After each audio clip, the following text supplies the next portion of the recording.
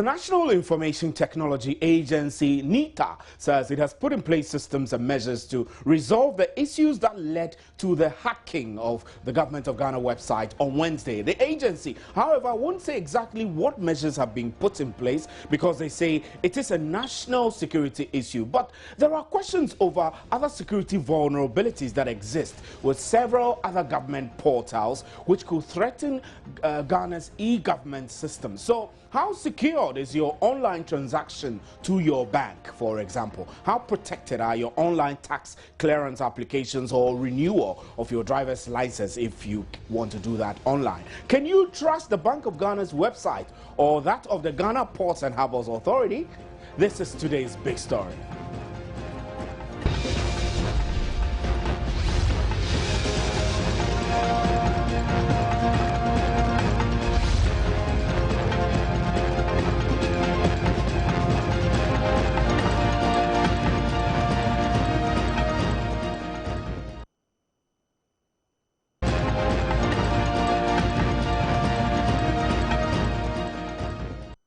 My name is Stephen Anti, and this is today's big story. Today's big story is brought to you by Lifeline Properties, quality, affordable, and comfortable housing. Now, on today's big story, we're questioning whether existing government portals have too many loose or open points that increase the overall vulnerabilities of the newly introduced e-government applications. The key question tonight is how easy is it to hack into your online bank account, for example, and how do you know when a system has been hacked? We are expecting to get into the studio ethical hacker, an expert who is going to join us in the studio to discuss some of these vulnerabilities with us. But let's get onto the telephone lines now and speak to Albert Ntwibo-Siako, who is the founder of E-Crime Bureau. Good evening, sir, and thanks for joining us.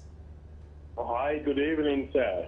We know that you've been with us all morning trying to establish really the essence of hacking and how you detect hacking. Now, I want to find out from you whether you are aware or you follow the government's e-government applications that have been introduced. Yeah, the e-governance, it is still ongoing. Yes, and we've had some interaction with them on the project. Yes. So I'm aware of that. So for many of us who might be interested in doing, for example, a renewal of our driver's license online by logging onto one of these e-government applications, how secured will that be when they roll out, considering the risk of hacking that exists now? Look, I think I would rather correct the statement, the risk of hacking that exists. The risk of hacking has always been existing.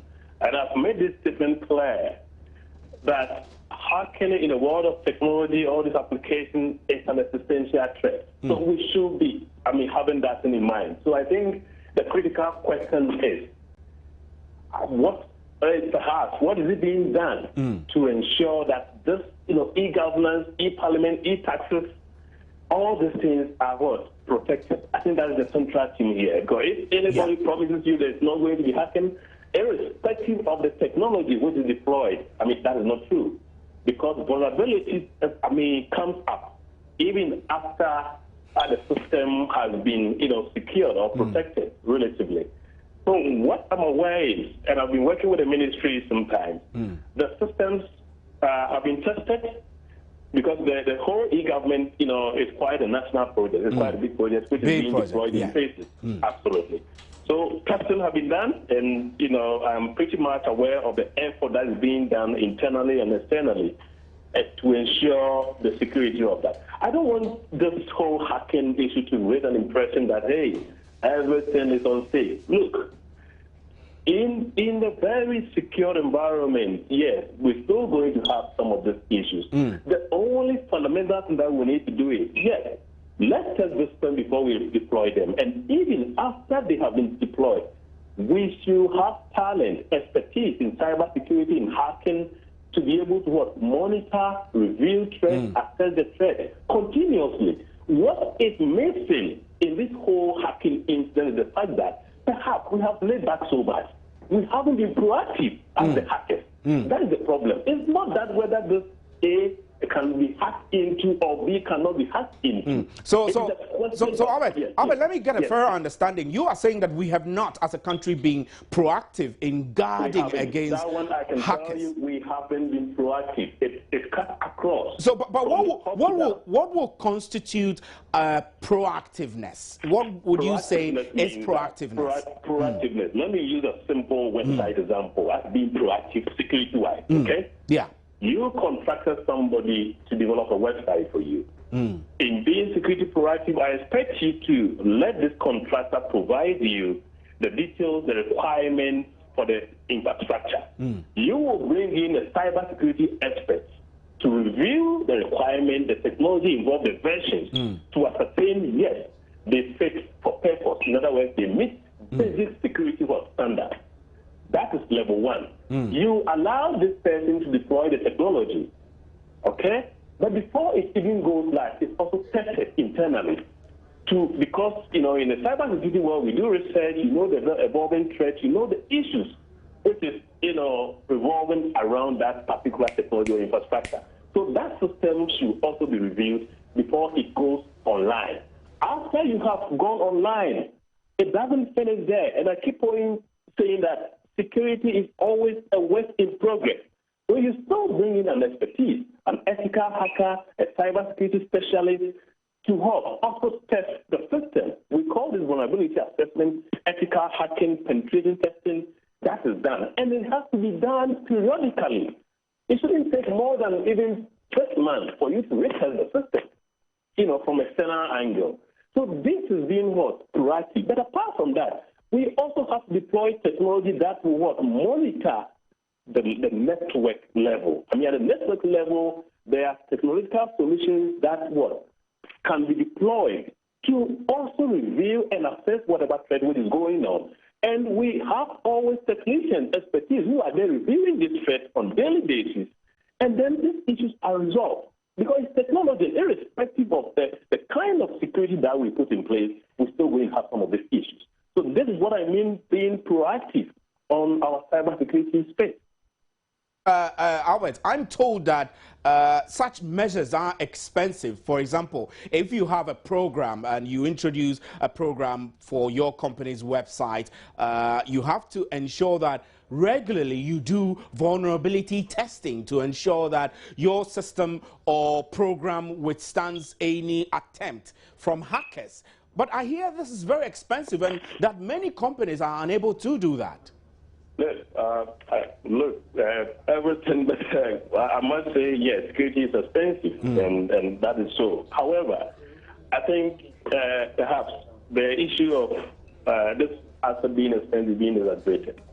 Or maybe we haven't prioritized the areas that we need to concentrate on. I have a team here of expertise. I am building them in-house.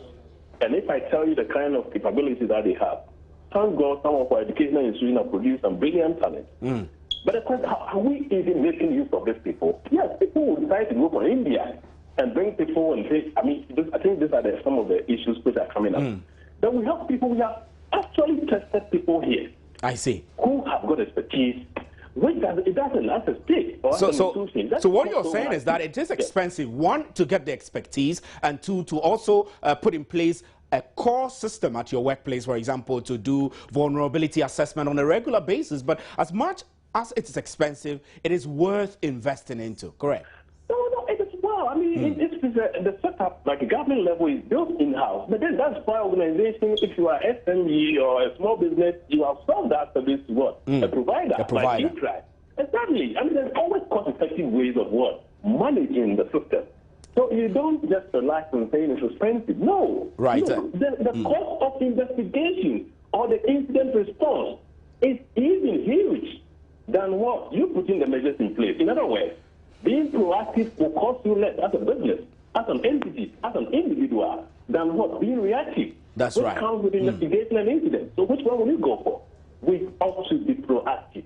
Right, Alex, Alex, Alex, we are grateful for your time. We'll still have you hold, so we'll be going back and forth to you as we continue with the discussion. But we're joined in the studio now by Kobe Nkrumah, who is with us, our interactive media team here at Multimedia Group. Spikey, how are you? Very well, sir. Now, I know that you've been all over the platform explaining really what this whole hacking thing is about, and I am concerned, coming from a big organization like ours, we have websites, we have various platforms. We have the My Joy Online, we have the Adoma FM Online, we have the Hits FM, and then we have the multi-tvworld.com and all of these. So this is a typical example of a company which is running a website. Yeah. Now, for us, who are the potential people who will be interested in hacking our website? Who is the criminal? Who should we look out for? People who would like to hack us. Who are they?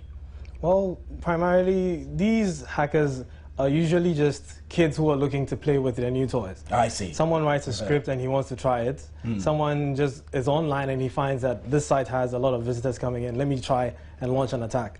So normally, it's not really aimed at a specific, for a specific cause. And it's not for criminal motive? Sometimes for criminal motive, but considering we are a news media agency, anyone attacking us is not going to get anything besides maybe news and data that we've collected over the years. So unless maybe it's our competition that's attacking us, which I very much doubt would be necessary anyway. So, you know, some of these are just kids who are trying the skills they've acquired over some time, and then they decide that, you know what, I think this site is quite vulnerable, let me try my script on it, and it works. Or it might not work, and then they go and then they try till they get in. So that's what really, that's what really happens. So is My Joy Online safe? My Joy Online is very safe. How safe? We are so safe. We've been attacked multiple times, so much that they need a cluster. I'm curious about that. We've been attacked multiple times. By who? By faceless individuals, political elements, people who hate you and like to bring down your business. This is motive, isn't it? Well, that is motive. But then if you think about it that way, you begin to not realize that there are some people that don't even have motive. They just come to try something, and then it works and it doesn't work. And some also, considering that My Joy Online is just a news site, again, you coming to hack My Joy Online is not really to get anything. If we were a site that dealt with collecting people's data, and anyone tried to hack us, then we know they are coming for our data, you know, for people's data, for information. Like if we were a bank. Like if we were a bank, then you know that people have motive to come steal from us. But if you're attacking My Joy Online, you just want to shut the site down, just to make people, you know, just to frustrate a couple of days. Maybe we'll put a porn on your website instead of news, and then you struggle to fix it. Is it expensive to fix these things when they happen? For example, if you sit back and do nothing and a hacker jams your website, how expensive is it to restore it? Well, it depends. It's not expensive. It depends on the level of damage you've. In certain cases, if your website exceeds its bandwidth, maybe your hosting provider might just suspend you for a while because they think that you have exceeded your bandwidth. But in the case of My Joy Online, where we're on our own dedicated server, what could happen is that we could just receive a slap on the wrist from our hosting provider saying, hey, you're getting too many attacks or something like that.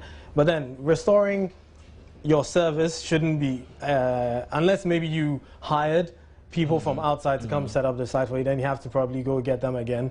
But if you have in-house people, they can restore it within a very short possible time. So it's not an expensive thing to restore your website. I see. So whilst you're here, I would like to still tap into your expertise. We contacted the National Information Technology Agency, NITA, which is a government agency which has started a series of e-government applications. It is in the process of making sure that people can apply for their tax clearances online, in the process of making sure that you can log on to the website and apply for a passport. You can log on to the DVLA website and renew your driver's license. Critically, these are services that citizens would like to get the quicker way for. And so when the hacking of the government of Ghana website came about, we contacted them and we wanted to inquire how secure these processes are. They just told us we put in place systems to ensure that it doesn't happen because and then because it is of security issue, we cannot discuss with you. So let's speculate. If you were working at NITA, for example,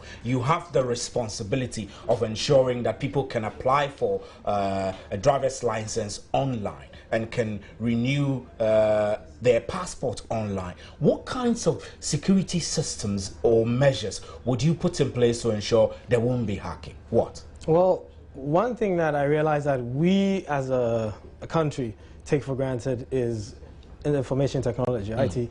We just allow things to sit there and happen.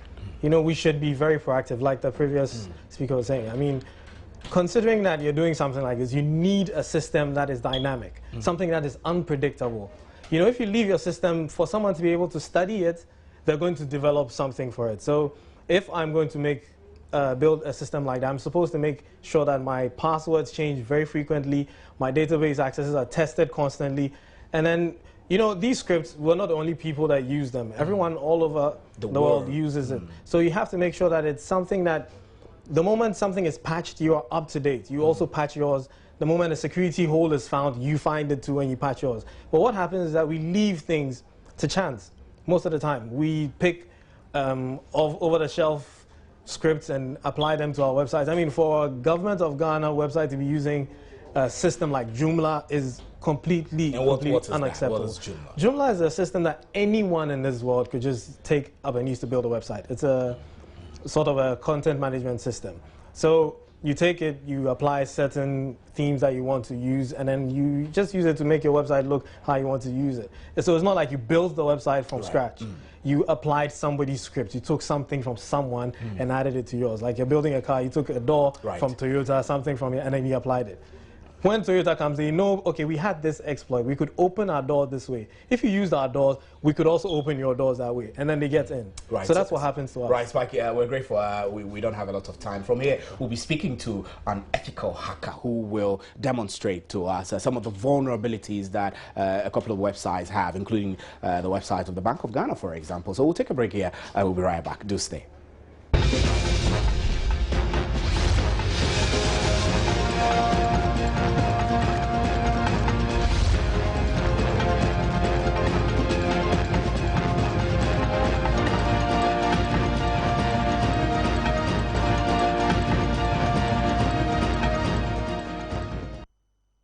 Right, welcome back to today's big story. We're going to speak to an certified ethical hacker. So for safety reasons, we're not going to disclose his identity and we're not going to show him. But he's here in our studio. I'm going to have a chat with him to give us a few explanations and about some of the vulnerabilities that exist for the Government of Ghana websites and other e-gov applications websites, and including some key websites of financial institutions.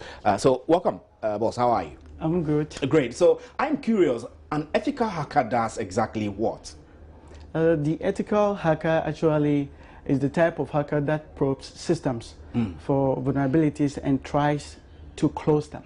Okay, so let me get it straight. So the fact that your name is called an ethical hacker means that your key job is to do the vulnerability tests for assessments for various companies, so that you find the loose ends and close them. Great, fantastic. So what are some of the vulnerabilities that exist with some of our Government of Ghana websites and some of the websites that you have found in your work? Oh, okay. Basically, it has to do with, I'll call it sheer negligence anyway, because some of the sites are built on open source content management systems that date back as far back as version 1.5. Archaic. They are purely outdated, and most of their vulnerabilities are openly disclosed on CV sites, hacker databases, underground websites, that you don't even need any specialized skill. Once you understand the basic concept of computing, I see. You should be able to throw these vulnerabilities at these sites. And because they are already weak, they respond. So the Government of Ghana website is on such It's on such site. It's running Joomla, version 1.5. So our guy from multimedia mentioned it. Yeah. So that means it's very weak. It's very weak. The Bank of Ghana to the same, version 1. That's serious. Bank of Ghana? Yeah, seriously. I see. Seriously. So what should they have had? Instead of version 1, if they really want to protect a site, they should get programmers that actually build the site, not just download content management system, pull them up, get a template, and then run it. I don't want to call that a site. Invest in building site. Instead of downloading. I mean, what that means, I mean, we're making this easy and simple for our audience who are not IT savvy to understand. So in building your own site, you have the team which will put in place checks and systems, and maybe program classifications and characters will all be defined according to what you want. And then you could put in as part of the measures character test and systems so that you can weigh how easy it is to crack or hack. The problem with the content management system that people publicly download, if you want to use it, keep it up to date. I see. Keep it up to date, because if the developers of these content management systems are updating it, means the vulnerabilities are being closed.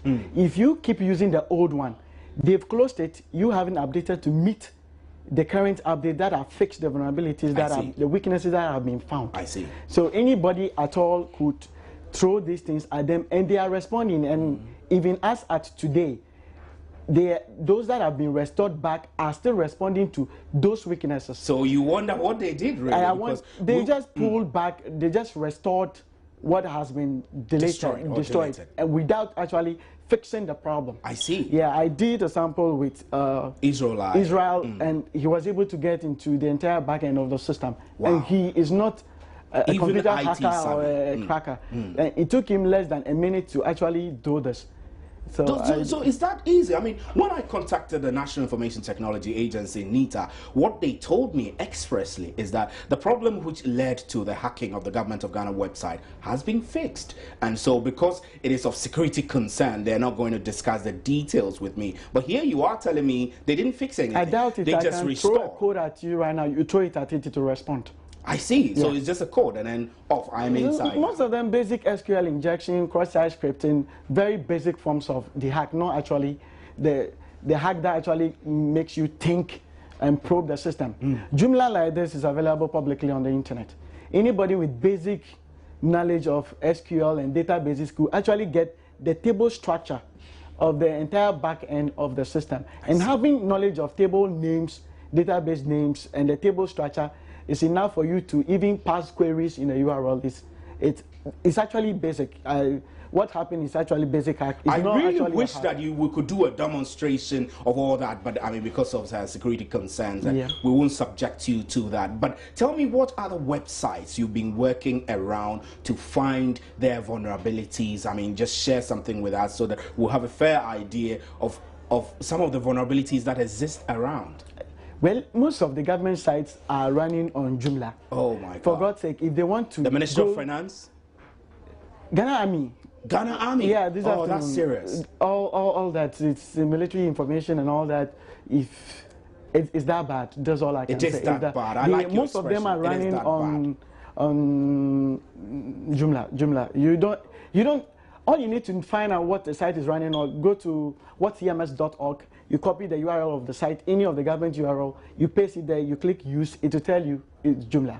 It will just tell you the content, whatever content management system is there. That bad. It just... Right, I'll pause you there, but you're listening to a certified ethical hacker who is just giving us a fair idea of the weakness and vulnerabilities that exist with a lot of the Government of Ghana portals, I must say, including the Ghana Army. And he says it is that bad. So we have made attempts to contact the National Information Technology Agency, NITA, to share with us the steps and measures that they took to resolve the matters that led to the hacking of the Government of Ghana website on Wednesday yesterday, but they're not speaking to us for security reasons. So tell me, under the circumstance, knowing what we know, I mean, if you were advising government, give me 3 points of advice that you will give to government over the security and vulnerabilities of its websites. Well, basically I will go like this. If Nigeria wanted to go they have their systems in-house. You don't push it just anywhere. You can have people in here build the site for you. They are in here. They could build the site for you. They have the skill. They have the necessary skills that could actually build sites that are resilient to some of these things to a large extent. But pulling CMSs from the site, just anybody could do that and just push it over. It's wrong. You can have web servers built in-house. I've built a couple of them that are running sites in Ghana here that actually because you built the server yourself, you have absolute control over the servers. They report to you as and when they are being attacked. They send you text messages. Someone has tried getting into monitoring is 100%. Monitoring should be 100% because you are on the go, real time. The server is reporting. Somebody has made 7 attempts. I feel it is brute force. Can you place a check on me? A file has been modified today by this user. Real time. You get real-time monitoring or whatever it's happening. I see. Yeah, it's just wrong to pull TMSs and use.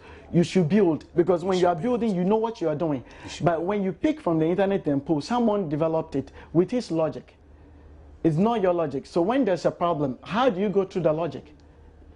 You always get buried in somebody's logic. So they should think about building their own servers here, securing them, getting people with skills. If the people don't have the skill, they should train them.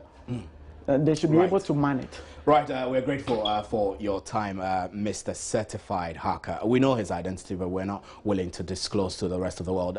I'm not sure whether Alex Nchibosiako was on, but we intended to do a back-to-back conversation. We're sorry if we lost you. We couldn't have enough time to exhaust the issues that came to us. So that is today's big story. We'll end here, and we'll be back with an interactive segment. Do stay.